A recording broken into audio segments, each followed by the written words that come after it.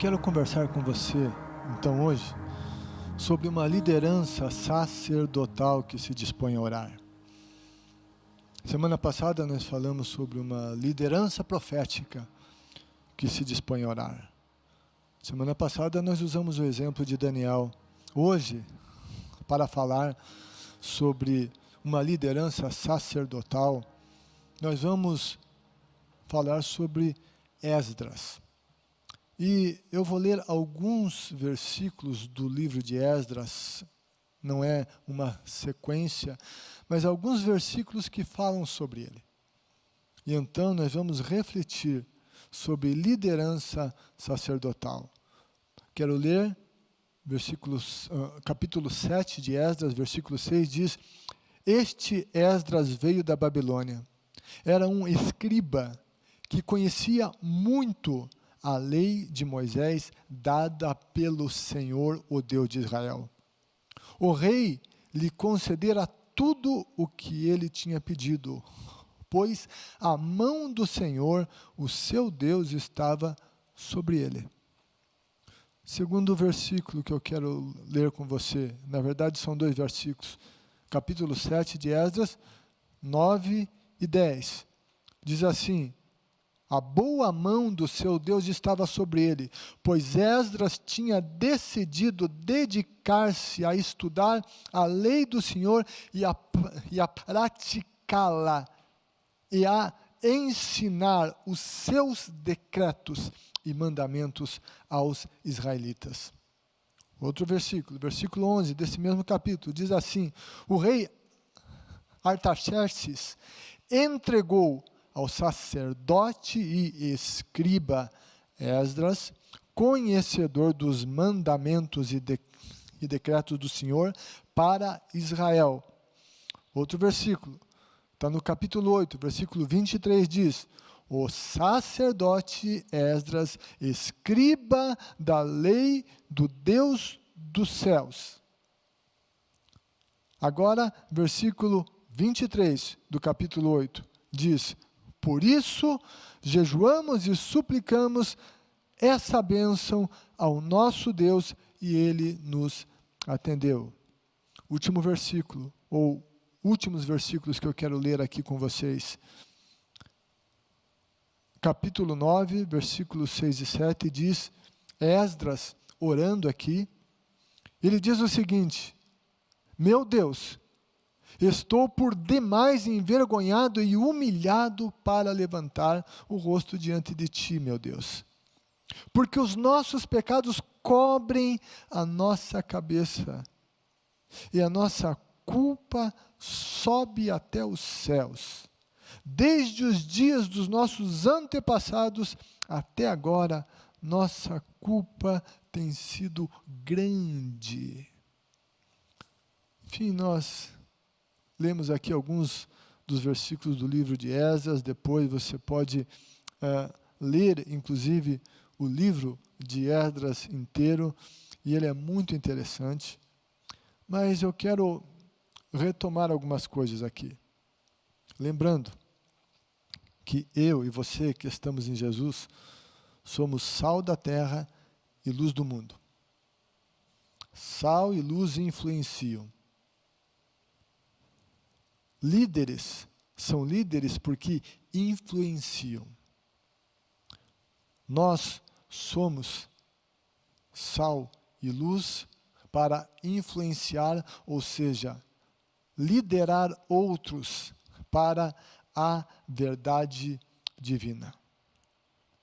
E dentro disso, nós somos também chamados a exercer um sacerdócio que Deus tem confiado a você e a mim. Então, somos líderes, repito, não porque, quando digo que todo cristão é um líder, eu não estou dizendo que todo cristão tem um nome, um cargo, uma função, não é nesse sentido, mas ele exerce uma liderança porque ele deve influenciar, quem influencia lidera.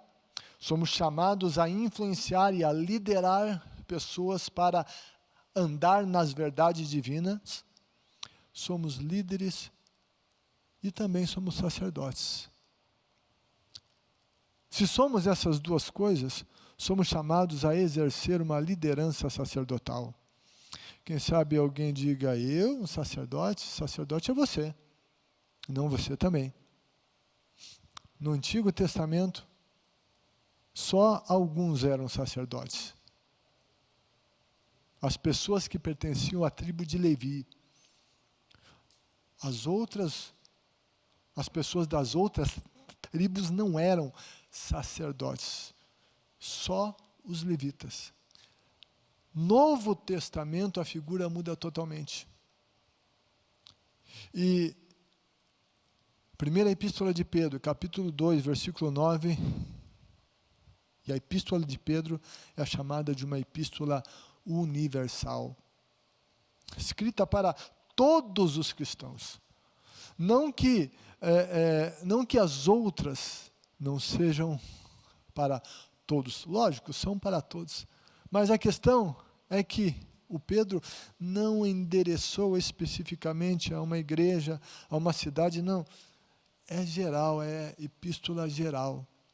É para todos nós, para todos os cristãos. E veja bem o que Pedro diz, capítulo 2, versículo 9. Vocês, porém, são geração eleita, sacerdócio real, nação santa, povo exclusivo de Deus, para anunciar as grandezas daquele que o chamou das trevas para a sua maravilhosa luz. A gente vai falar aqui sobre o Esdras. E depois a gente vai aplicar os princípios de vida, da vida do Esdras, na nossa vida. Vamos pensar um pouco nesse homem que a Escritura fala dele. A Bíblia diz que o Esdras foi um escriba e ele foi sacerdote. E ele tinha um reconhecimento do seu povo, dos judeus, mas também eles estavam dominados por um reino. Eles eram povo judeu debaixo do domínio de um outro império, aqui no caso do rei Artaxerxes. O Esdras não era do povo daquele rei, no entanto, ele era honrado pelas autoridades que dominavam os povos. Ele era um judeu e honrado por aquelas autoridades. Reconhecido como um escriba e como um sacerdote. Esdras, ele exerceu tanto o seu ofício sacerdotal como de escriba. Ele foi um legislador e ele se colocou como alguém que orava. Ele foi um homem de oração. Rapidinho, vamos pensar algumas coisas aqui. Quem eram os escribas? Sabe, eles eram pessoas aptas para escrever. Se a gente falar isso, uma pessoa apta para escrever, nos nossos dias, enfim, não, isso não é nada demais. Mas, na época, o saber ler e escrever, quem sabia fazer isto, só por isso já se destacava. Nos tempos antigos, a leitura era o privilégio de poucos. Alguns estimam que, na época de Jesus, unicamente 20% das pessoas saberiam ler ou escrever. É difícil determinar com certeza, mas era mais ou menos isso. E o Esdras, então, era alguém versado nas letras. Ele não era simplesmente alguém que sabia ler e escrever. Ele sabia fazer isso muito bem. Por isso, ele era chamado de um escriba. Escriba. E muitos dos bons escribas, eles serviam as autoridades, como nitidamente é o caso de Esdras. Então, eles redigiam os textos legais, administrativos, eles faziam os registros históricos, eram doutores, mestres, e entre os judeus havia aqueles que se dedicavam ao estudo e interpretação da lei. E o Esdras era esse escriba, reconhecido lá pelas autoridades civis, mas também religiosas, versado nas letras, sabia ler, escrever, e ele se dedicou à lei do Senhor. Além de ele ser um sacerdote, ele era esse escriba, respeitado pelas autoridades do império e pelo povo de Deus. A Bíblia diz que ele conhecia muito a lei de Moisés, dada pelo Senhor, o Deus de Israel. Diz que ele conhecia muito. E é muito interessante que esse homem usou suas habilidades para servir a Deus, as suas competências para servir a Deus. Ele sabia escrever muito bem, e ele usou isso para honrar a Deus e para servir aos outros com esta habilidade que ele tinha. Ele foi, então, uma liderança sacerdotal. Deixa eu dizer uma coisa para você. Todas as nossas aptidões devem estar a serviço de Deus. Aptidão, uma das aptidões de Esdras era escrever, ler. Ele dedicou isso como um serviço ao Senhor. Todos nós, sem exceção, temos capacidades, habilidades dadas pelo Senhor. Jesus contou a parábola dos talentos. E não houve ninguém que não recebeu nada. Todos receberam alguma coisa para que isto fosse desenvolvido. Eu e você recebemos aptidões, habilidades. E eu e você, como cristãos, essas habilidades que temos, sim, vamos usá-las para o nosso benefício, ok.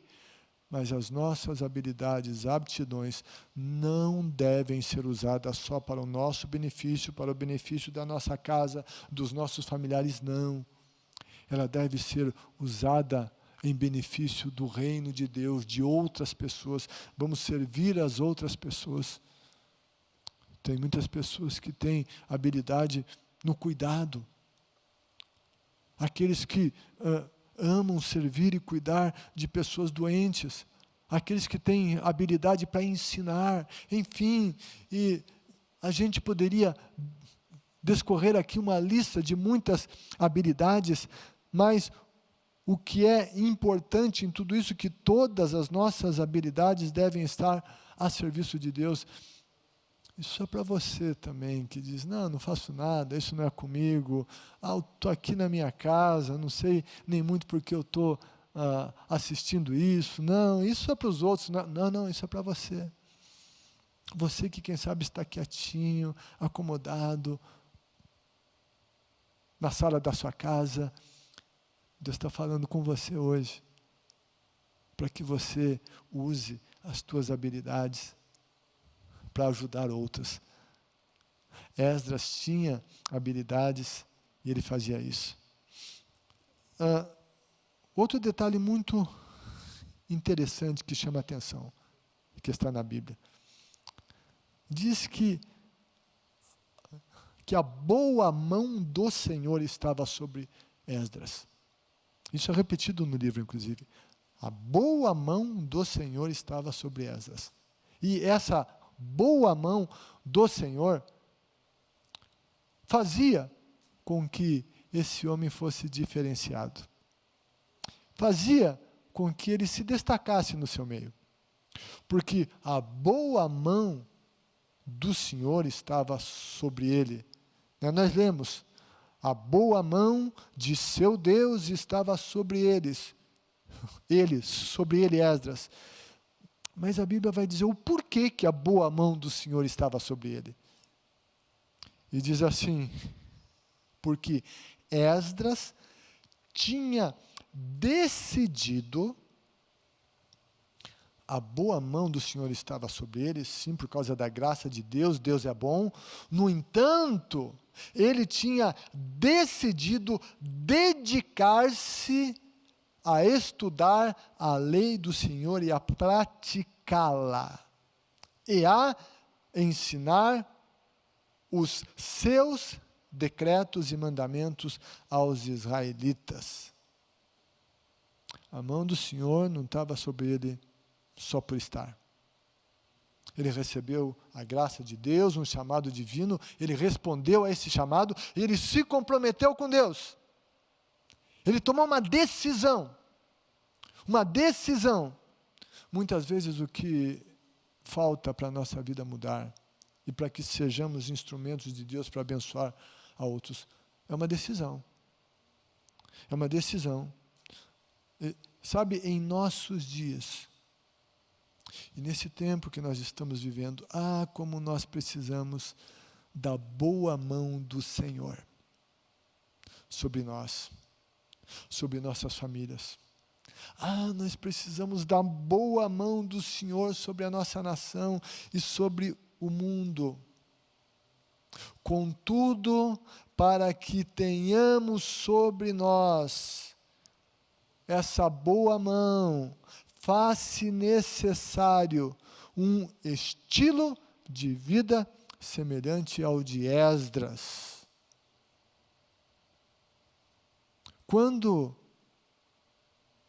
a boa mão do Senhor está sobre nós, nós somos abençoados. Mas também nós nos tornamos instrumentos de bênção na vida dos outros. Aquele que tem a boa mão do Senhor sobre ele, é alguém que tem essas marcas. É alguém que decidiu assumir um compromisso com Deus. Decidiu, tomou uma decisão.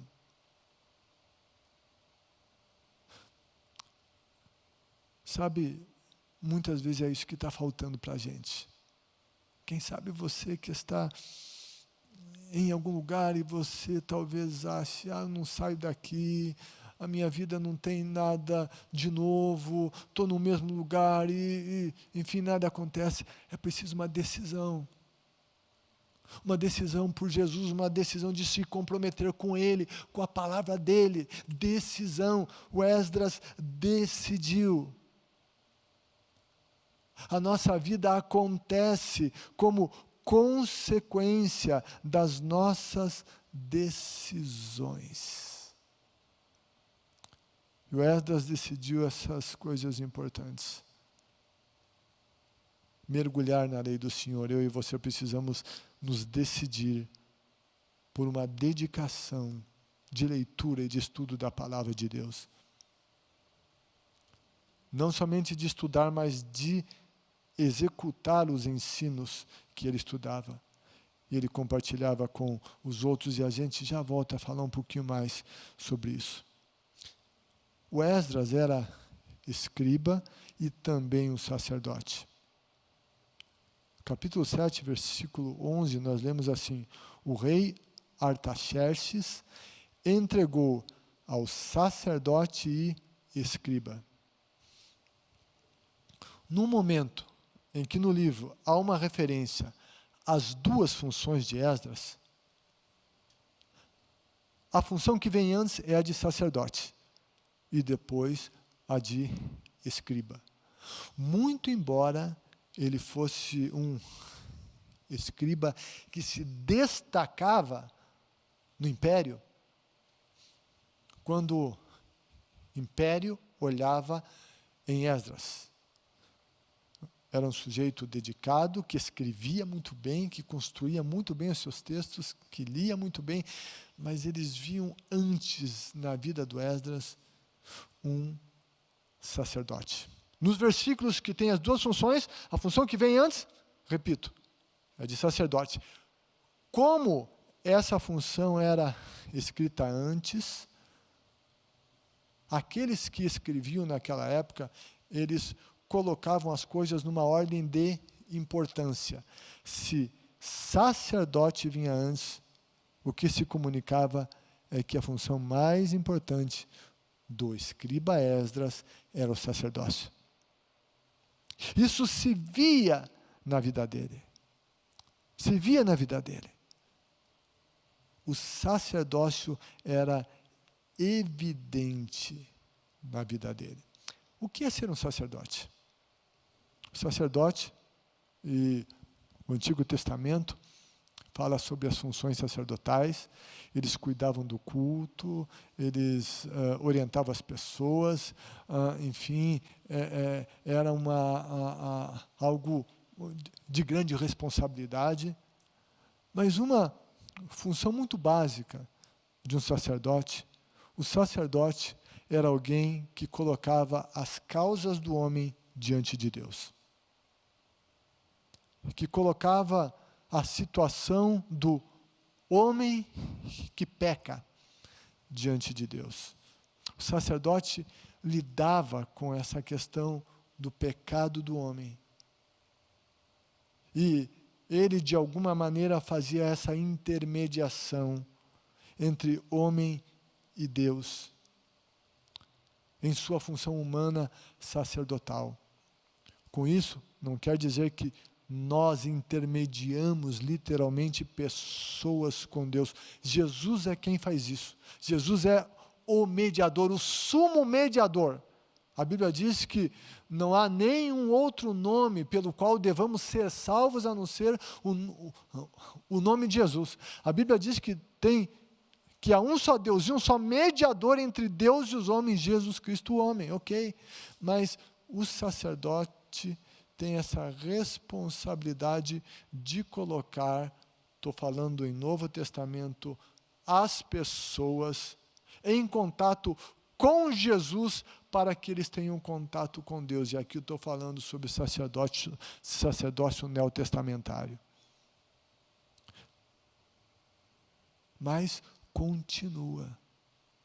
Eu e você, hoje, enfim, nós lemos lá, em 1 Pedro 2,9, a Bíblia no Novo Testamento nos dá o título de sacerdotes.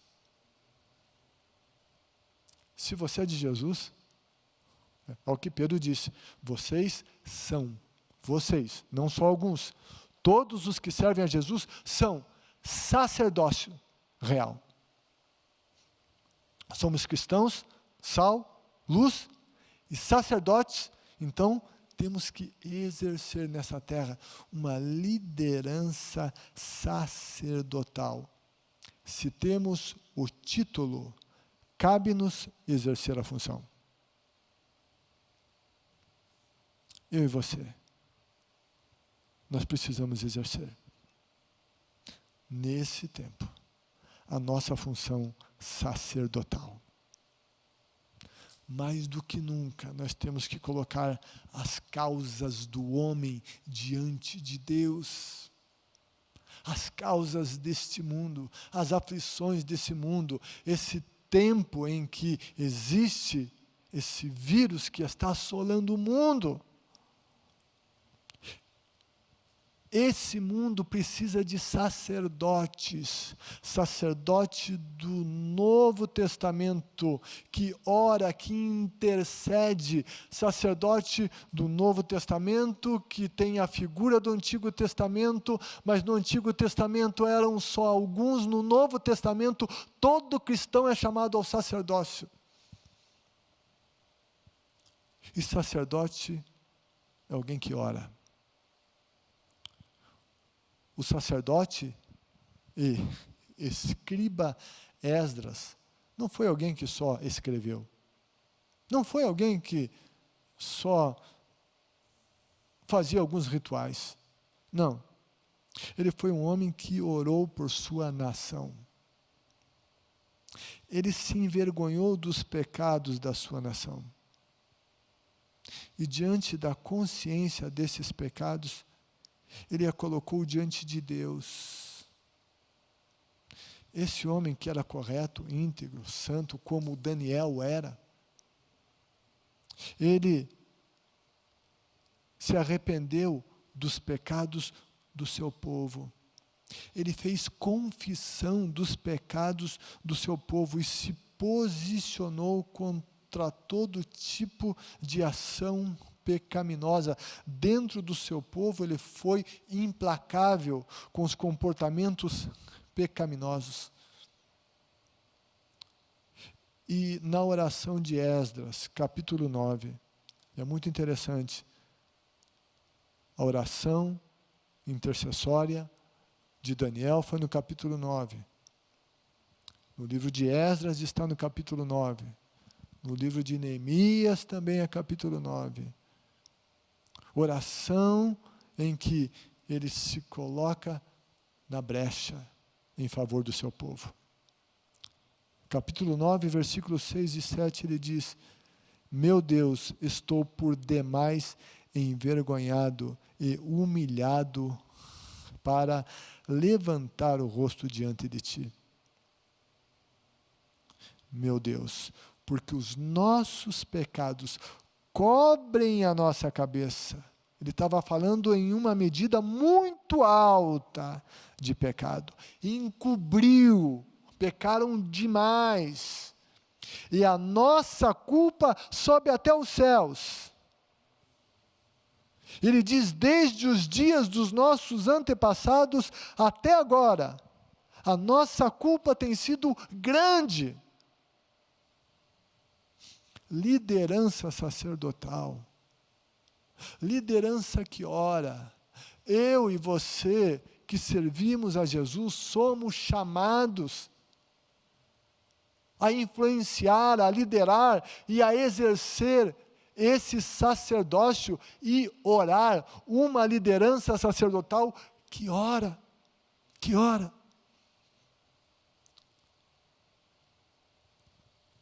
Esses são tempos de oração, são tempos de clamor, são tempos de reconhecer pecados. O Esdras reconheceu o pecado, ele dizia, estou por demais envergonhado e humilhado.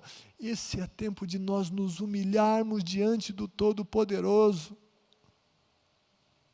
Ele dizia, me sinto envergonhado e humilhado para levantar o rosto diante de ti.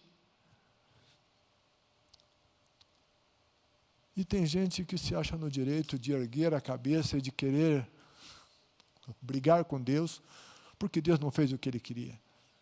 Não, assim ninguém alcança nada de Deus. A Bíblia diz que Deus resiste aos soberbos, mas Ele dá graça aos humildes. O Daniel foi ouvido porque ele se humilhou. O Esdras foi ouvido porque ele se humilhou. Ele reconhecia que ele e seu povo eram pecadores. Ele estava exercendo aqui a sua função sacerdotal em favor do povo. Eu e você, como eu disse aqui no domingo à noite, nós precisamos fazer o que os outros não estão fazendo. Nós temos que nos colocar na brecha. E a nossa oração precisa continuar sendo de arrependimento. Mas até quando, Silas? Até que o que precisa ser feito seja feito. Quando que eu vou saber se já foi feito ou não? O Espírito de Deus vai dirigir e vai colocar, e as circunstâncias irão mostrar.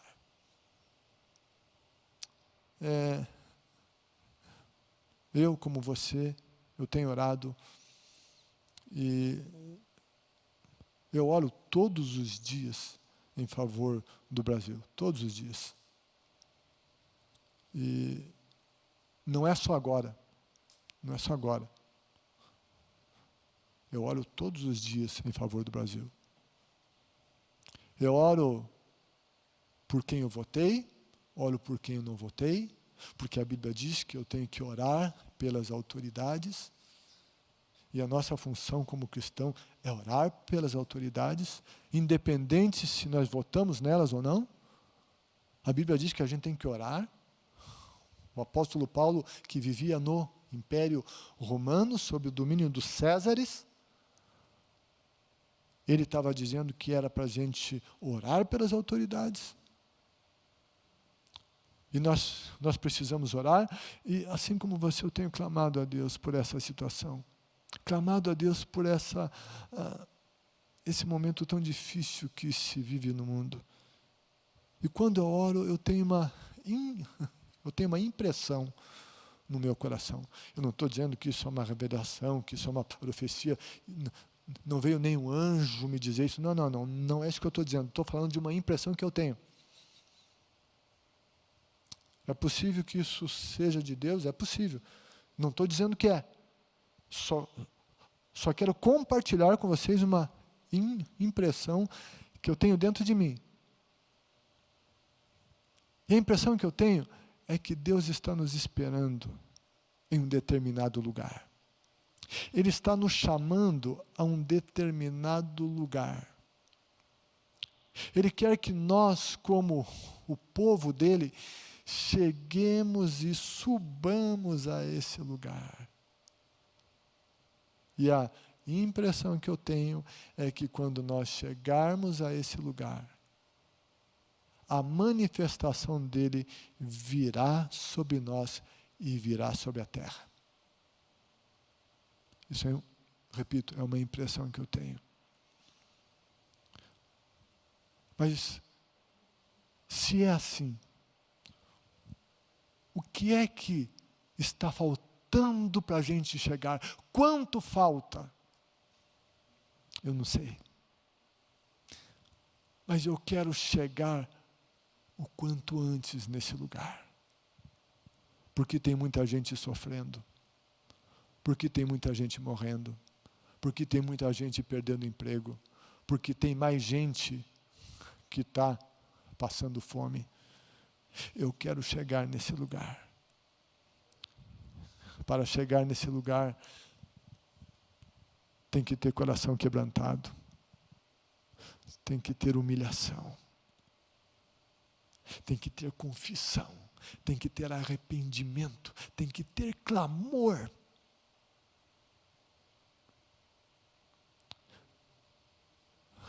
Para chegar em um lugar onde Deus está nos esperando. E quando eu oro e na minha mente eu tenho uma imagem mental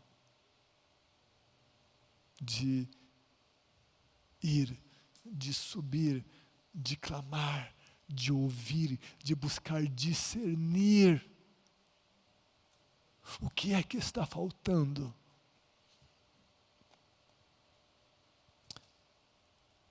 Esse tempo precisa de uma liderança sacerdotal. Esse tempo precisa de pessoas que se levantem para clamar. Esse tempo precisa de homens nas suas casas, esposos e pais, que assumam a sua postura de sacerdotes e chamem a esposa, chamem os filhos e orem com eles. Eu sei que tem muita gente que mora sozinho, inclusive. Exerça o seu sacerdócio lá no lugar onde você mora. Mora com mais alguém, una-se. Mas eu quero chamar novamente homens. Homens que têm se esquivado. Homens que têm dado uma desculpa que não serve para nada. E dizem, não, isso é com a minha mulher. A minha mulher ora mais. Ela que é mais ligada a essas coisas. Deixa ela orar, deixa ela fazer o que ela faz. Mas você, homem, que tem Jesus, que conhece a palavra, é com você.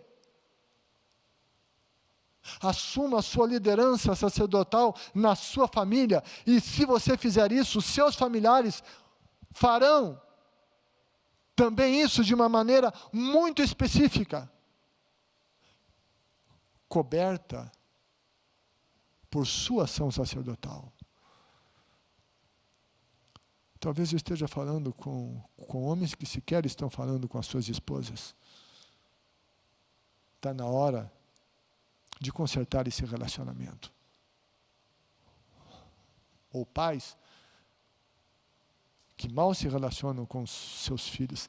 Ei, está na hora de conversão dos corações, está na hora do coração dos pais se converter aos filhos e dos filhos aos pais, para que não sejamos mais feridos com maldição. E nós estamos sim debaixo de uma maldição. Isso não é bênção, isso é maldição. Entre outras coisas, para que essa maldição pare de nos ferir, os sacerdotes precisam se levantar nesse momento.